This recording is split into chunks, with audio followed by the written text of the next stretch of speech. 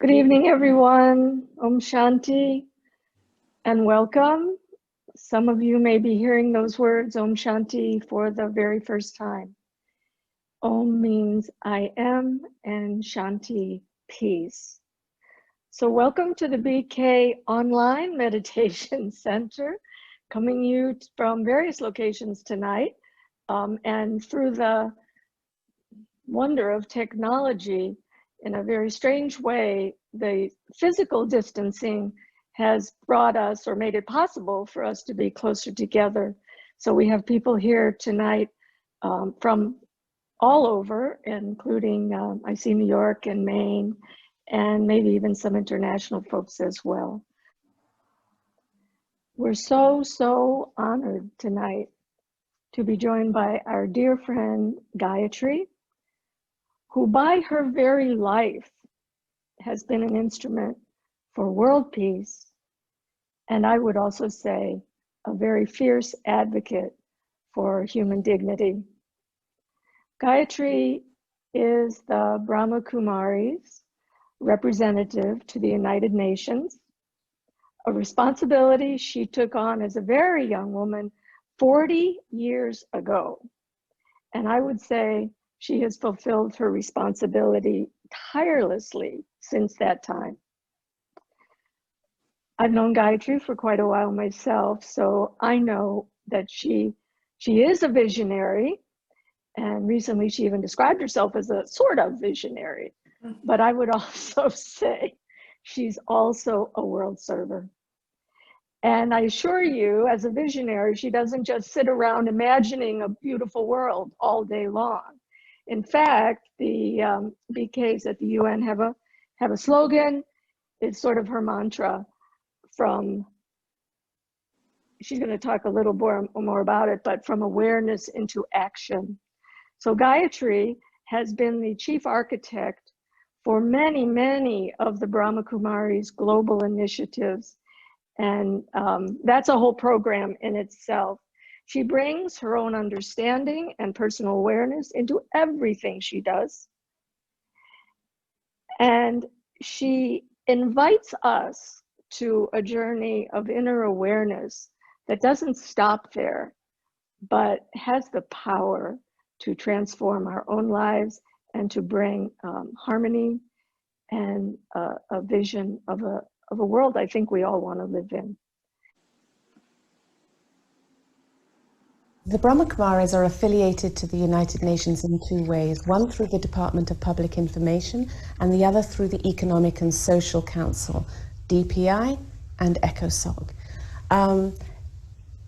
With the Department of Public Information, our responsibility is to share with our constituents, which would be the Brahma Kumaris and also all the people that we're in contact with, the issues of the United Nations, take those issues, bring them into our communities, hold events and conferences around that, and then obviously from a spiritual perspective, we're a spiritual organization, and then we then take that back to the UN and share with them what it is that we've done. We have to do yearly reports which show the Department of Public Information what we've done.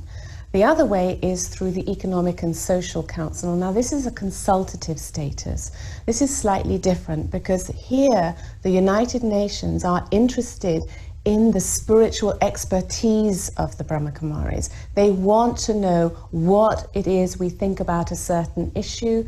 We do this in different ways. We do it by belonging to committees, working with other organizations. We do it through writing written statements, which is giving our position in more depth to the various departments of the UN, and also we can make oral statements. Part of that relationship also, of course, is that we have to do quadrennial reports. So we have to report back to the UN what it is that we've been doing internationally over those 4 years. One thing is to have the status, but the other is that you have to show the work that you're doing so that you can keep that status.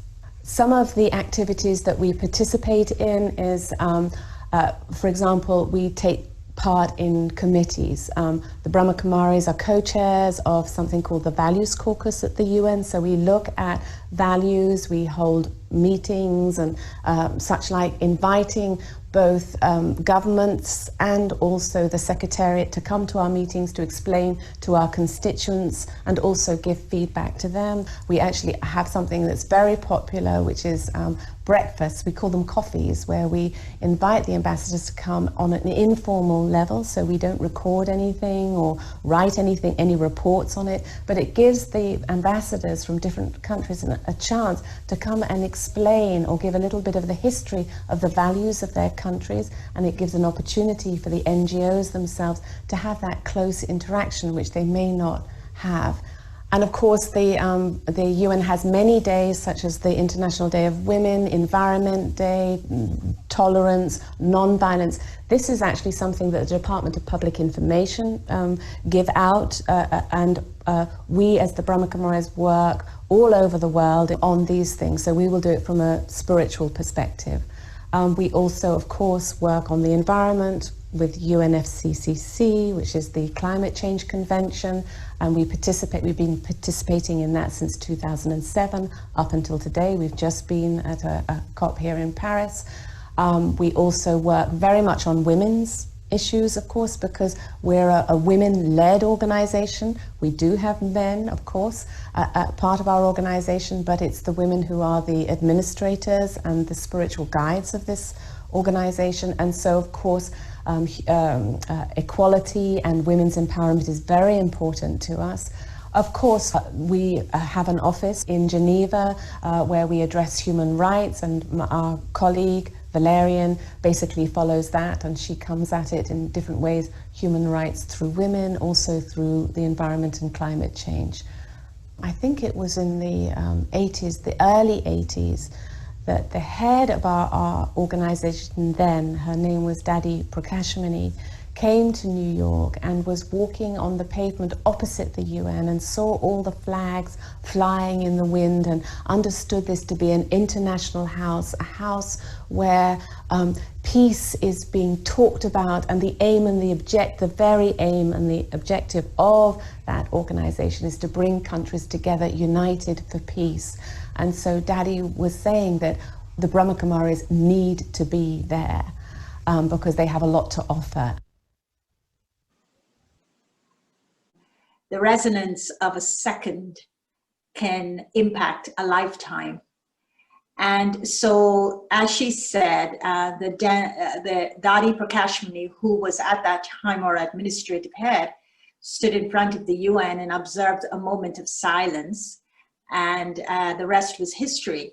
Because really, it was a very simple process. I came to New York in 1978, and I left for a period of about 6 months and returned in December of 1979.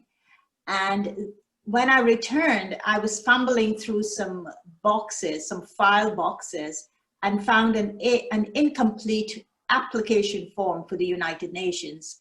And so I decided to sit down and complete the application, and it was followed by the action of taking it into the UN and submitting that application. And within weeks, I would say, we got a reply that says, "We are very pleased to welcome you to the United Nations." And I said, what?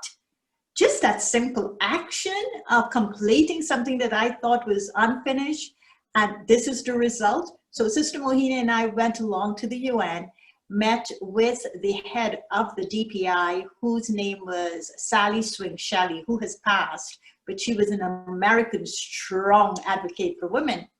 And she welcomed us and said she was very happy to have us. A few years later, I said to her, Sally, what made you say yes to the Brahma Kumaris? She says, very interesting question. She had this kind of hoarse voice.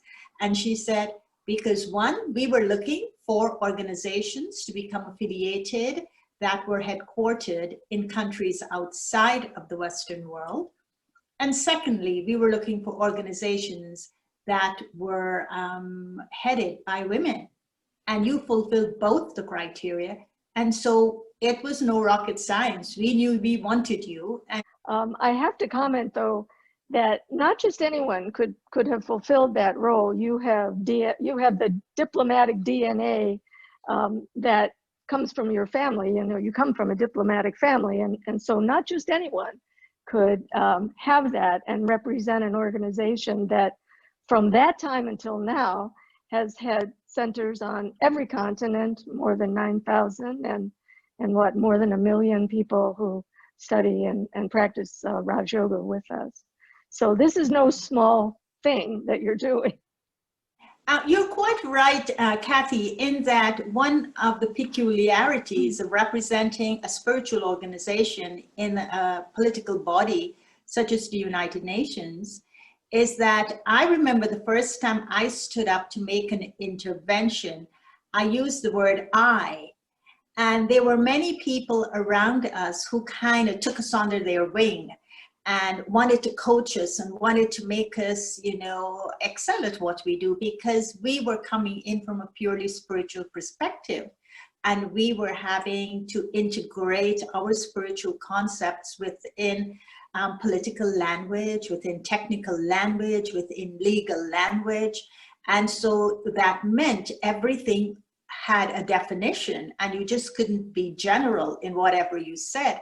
So I remember standing up and speaking from a personal perspective, and one of our mentors, he was in the room, and he said to me, Gayatri, be very careful, because when you get up to speak or to make an intervention, even as small as a committee meeting that you were in, you always speak as a representative of the organization. So I said to him, well, what does that mean? He said, you don't represent a personal perspective. You must represent an organizational perspective. And that was when this whole concept of representing one person, representing a collective, took on great meaning and significance for me. So I knew that I was molded and shaped in this way, in which the organization came first and the individual came second, because that was how I was molded and shaped on the field of service at the UN. Say to people when they ask you about peace, you know, when they say, what is peace? And how do we talk to people about peace? What do you do?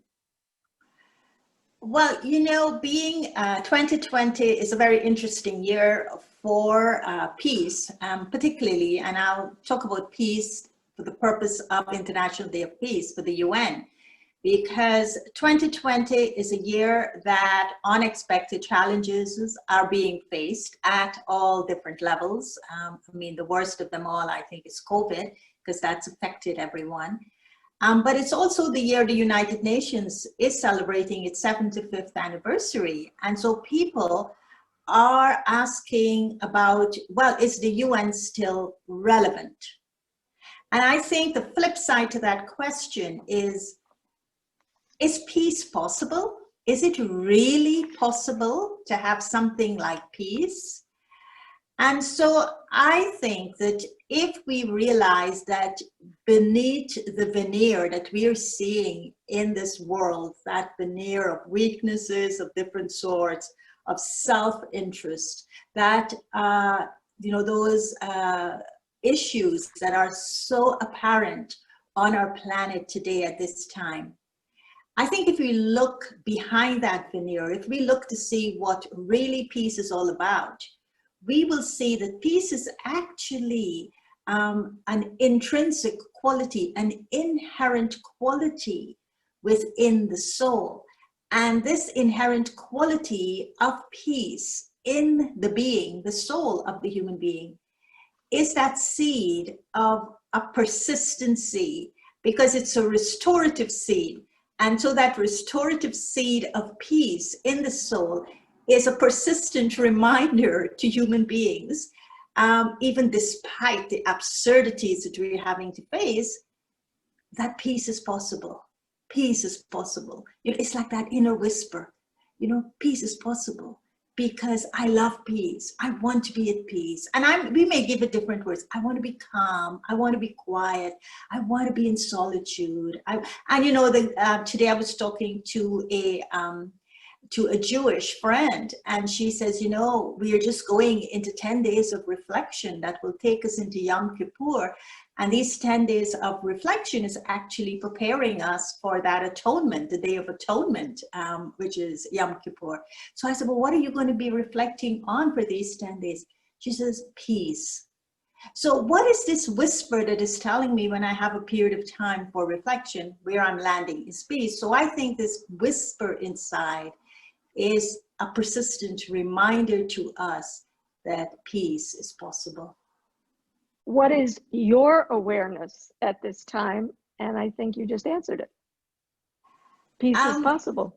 No? Peace is possible, but I think my other side of the awareness that I'm working a lot with, and maybe it is because I'm in, I've started what is called a healing circle for people who have been, people within the Brahma Kumaris who have been affected by the pain and the hurt that has left a trauma in the form of grief in them based on discriminations based on the color of your skin, racial discriminations.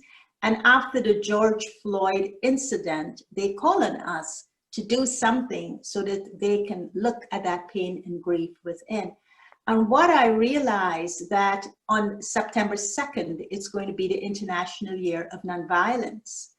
And what I started really reflecting on, okay, peace is an intrinsic quality, but to be discriminated at any level of life is a form of violence. So how can there be peace without looking at what violence has done to the individual? So earlier you said, I love human dignity. And I do love human dignity because I feel violence dehumanizes that dignity within the individual. And to discriminate against an individual based on the color of the skin or their gender or, you know, whatever may be the form of discrimination actually is a form of violence that dehumanizes the person. And so to look at both peace and nonviolence, for me, this combination is something that I'm reflecting on. There's one other area that I want to touch on, and that is, and we've been touching on a little bit, but connecting our thoughts about peace, our hopes for peace, that whisper that you talk about, to some kind of an action. How do we do that? I think that, you see, when we talk, when we enter a spiritual path, and we start exploring this dynamic of our spiritual selves, this soul having a human experience, we normally stay at the level of the mind and we stay at the level of thoughts. And we kind of want to change the positive into the negative, and we work a lot with our minds, which is a good thing. But I think that we have to, in order to connect something like the soul, the complete soul as a whole being, to the actions that the soul will be doing, I think we have to look deeper than just the mind. You know, I always say the mind is like a fan, and it circulates the same air in the room. So you leave your life to your mind, the mind is going to be like the fan, and it's going to be circulating the same air in the room. And when you open the window, which will be your senses, it lets the air in of the outer world, and then that joins with the stale air in the mind, and they just have a party.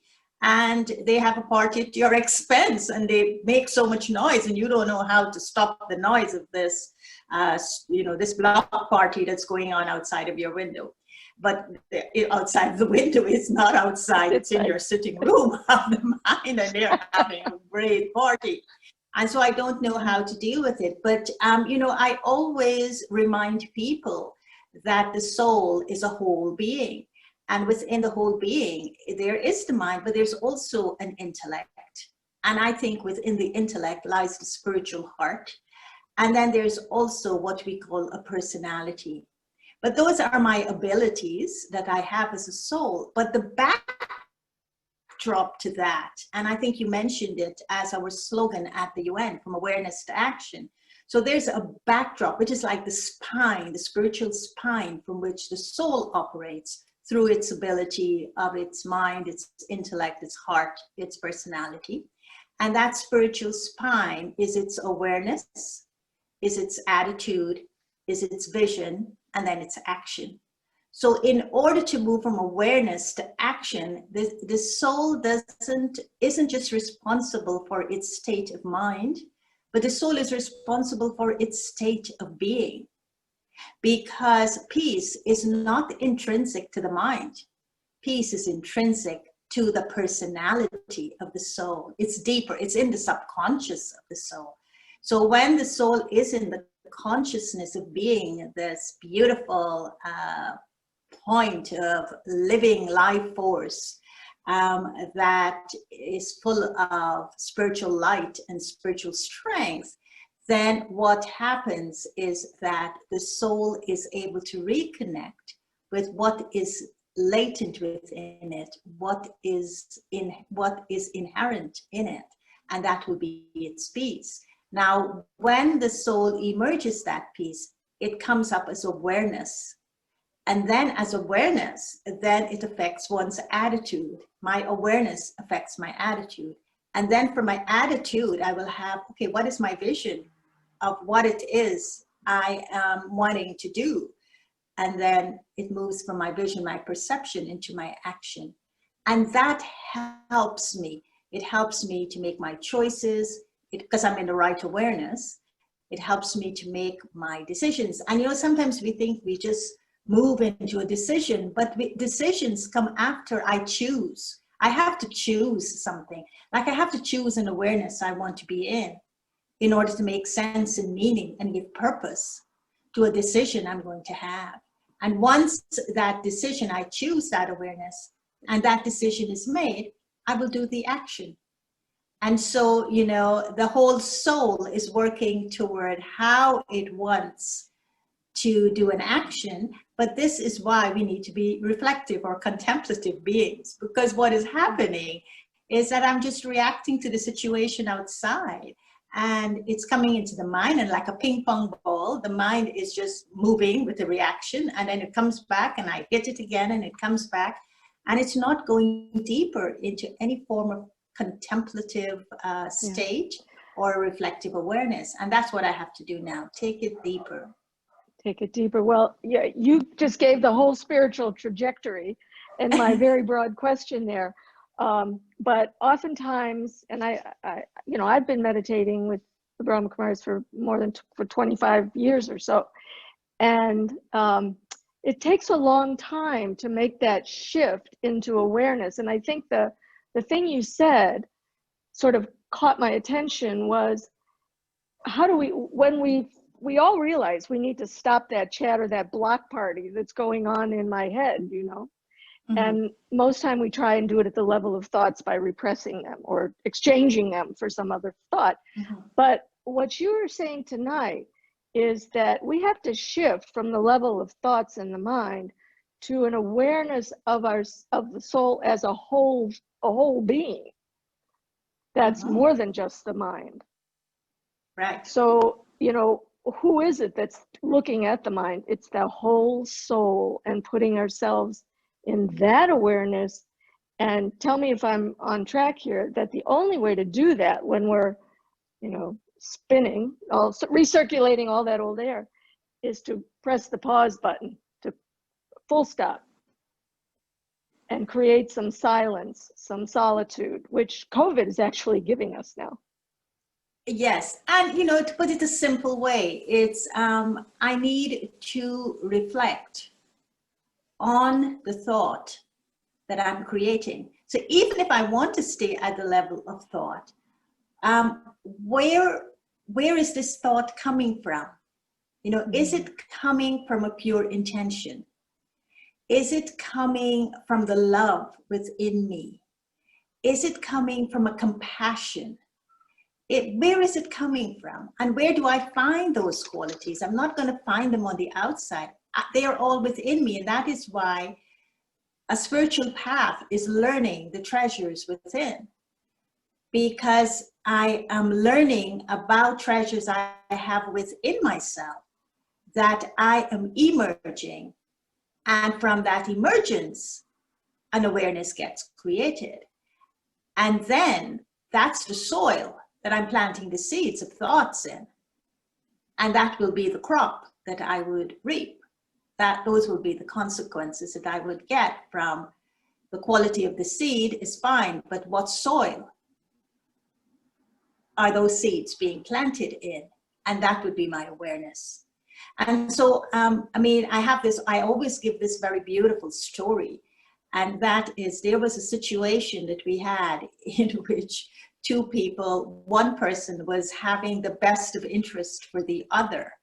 And she did something that wasn't quite so nice. The person was very weak in the body and she wanted to give them some nutrients. So she would take what she calls as vitamin B powder and put it in the person's food until the person found out and flipped, of course. So her justification was, I wanted to do what was best for this person. And so why is he so upset about it? So I said, well, just use the golden rule here. Do unto others as you would have others do unto you. If he had done that to you, would you have liked it? She went, no way. So I said, well, what awareness did you do it in? The awareness, which I'm calling the field, is that I would want to do for others as I would want them to do for myself. So I always find that golden rule as a sound tool for the awareness I should have. Because sometimes the thought would say, yeah, you have to do that for them, and not even considering, if it were done to me, would I like it? And so that's where we have to go deep, and that's the deeper I'm talking about, in which I have to go to that level of myself that I wanting to understand that there is a deeper part to my being. And that deeper part to my being is where all my treasures lie. And peace is one of the treasures. And if I want that peace to be the field that I'm planting the seed in, then I have to re-emerge it from a deeper part inside of me and connect the mind to that. Okay. Perfect segue then to invite you, Gayatri, to lead us on a reflection for about the next 20 minutes. So today, this evening, I'll invite you to join me, in which I have named this reflection piece as the Symphony of Om Shanti. As I look at my world, I sometimes find myself asking the question, can I really, as an individual, make a difference?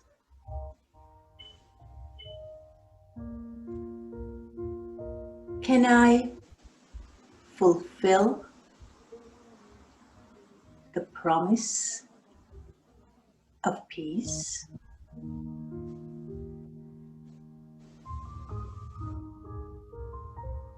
And if I can, is there a unique gift that I have that I can contribute to world peace?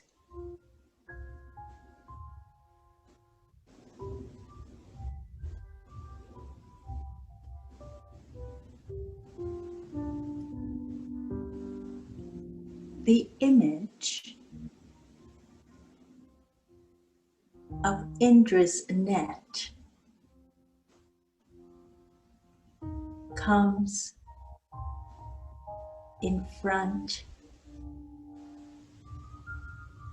of my third eye, the eye of the soul, the eye of insight.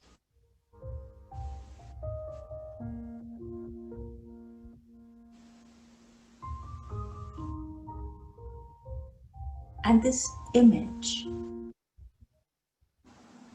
gives me a simple clarity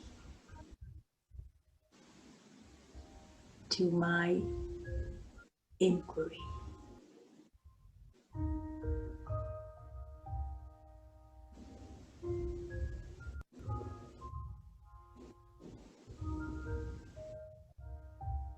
Indra's net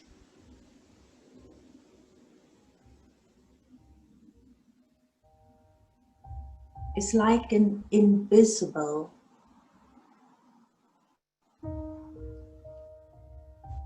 web of life stretching out to all corners of the world.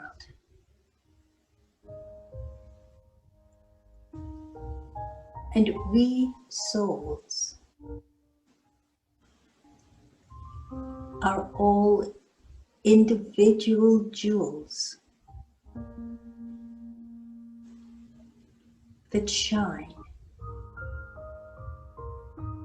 our unique light of soul consciousness in our specific places on this net.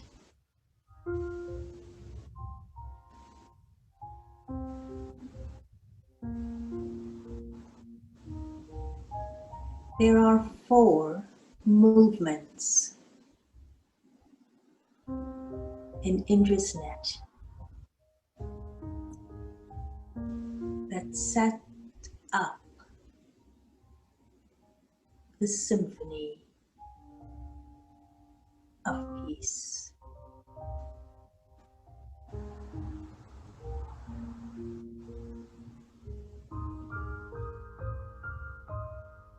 The 4 movements are individual,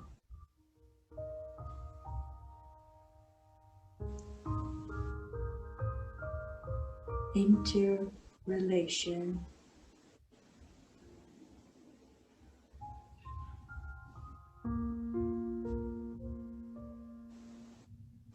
interdependent,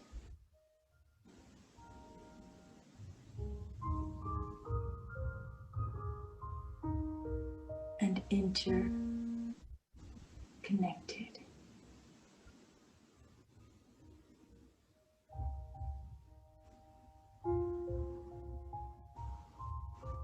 Om Shanti.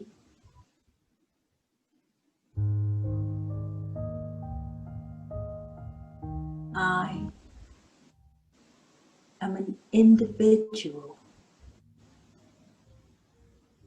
soul, and peace is my nature. Peace is my spiritual right.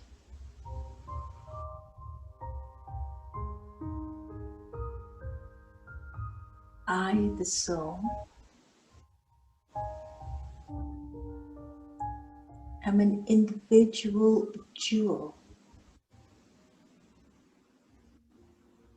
shining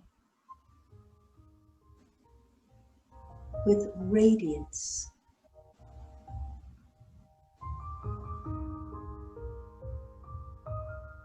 on Indra's net, the web of life.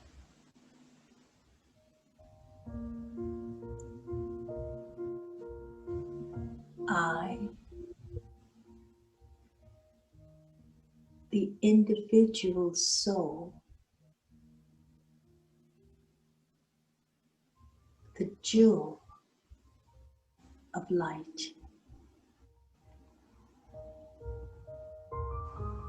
I'm beaming light from the consciousness of being life.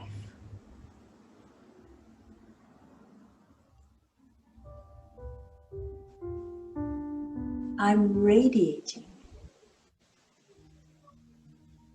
spiritual light from my specific place on this web of life.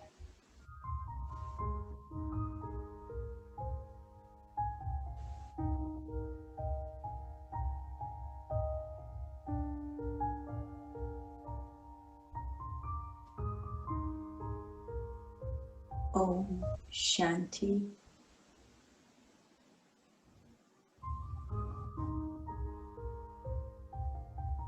I'm aware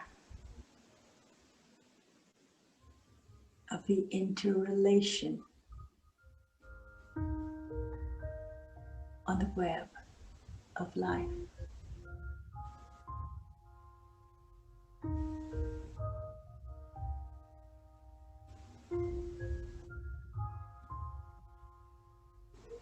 In the awareness of being a peaceful soul,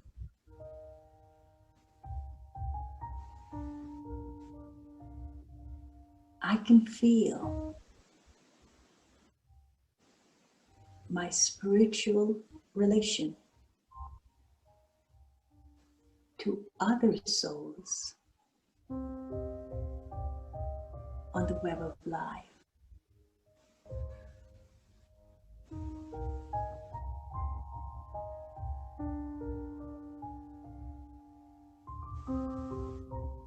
I can feel the presence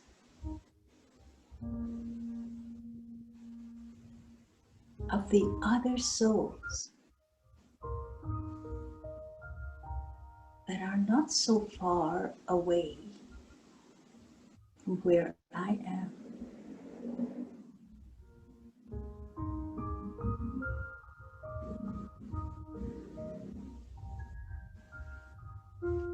I notice that each soul is also reflecting their unique light.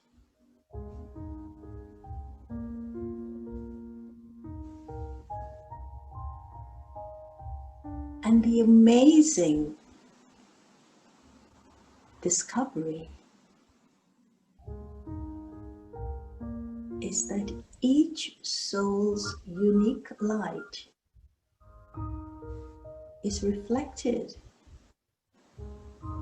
in the light of the other, creating a rosary of light.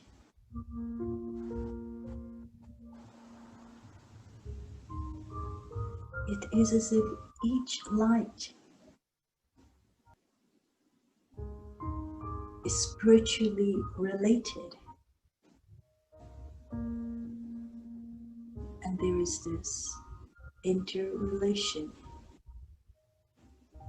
of spiritual lights.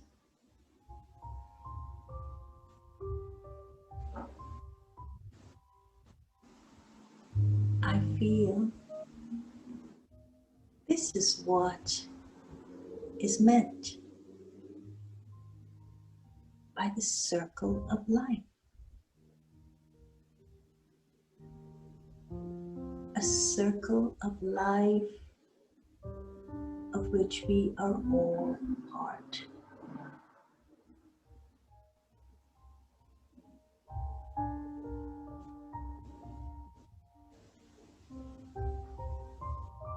Each one's light looks the same,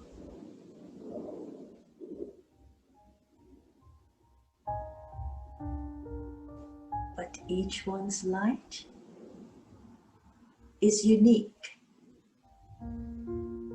in their expression.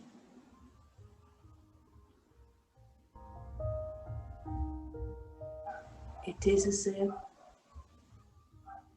this unique expression of my individual light shines its brightest only when I can see the unique light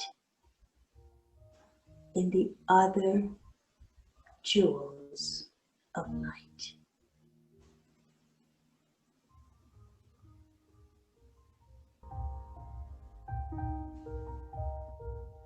Om Shanti.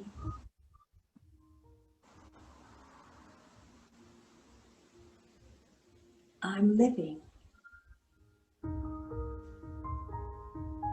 in an interdependent world,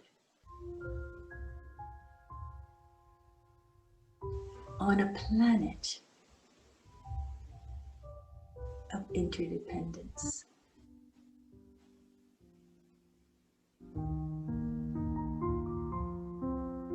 I'm living in harmony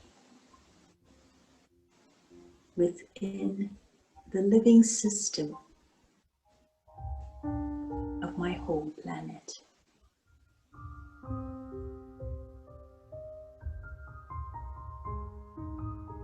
Just as I observe the interrelation of all the jewels of light on the web of life, I observe the peaceful interdependence of the natural patterns, processes, and parts of planet Earth, and how they continually affect one another.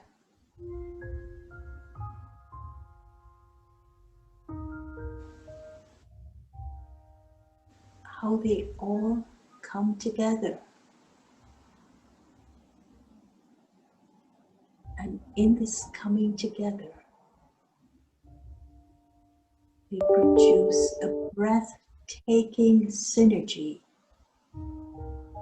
in nature.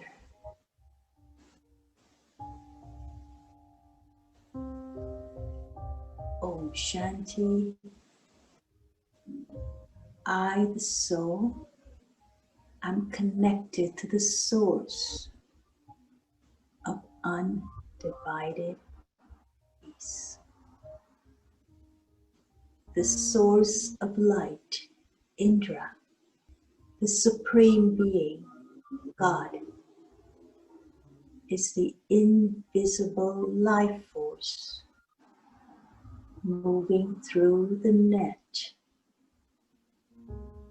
connecting all the individual lights of souls in an illuminating embrace of harmonious peace. The individual lights are held together in an exalted embrace. And we together shine as the collective whole with the strength of the source. And together we share peace, the light of peace, to the entire universe. This is the ultimate promise of peace. This is my unique contribution to peace. When I live in the symphony of Om Shanti, in the movement needs of the individual, interrelation, interdependence, and interconnection,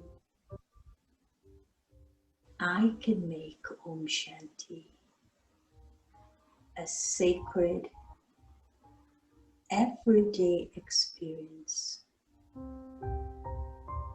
that opens me to light, to love, and to liberation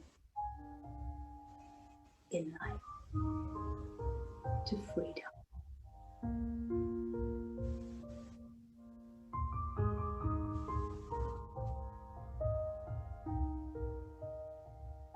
Om Shanti.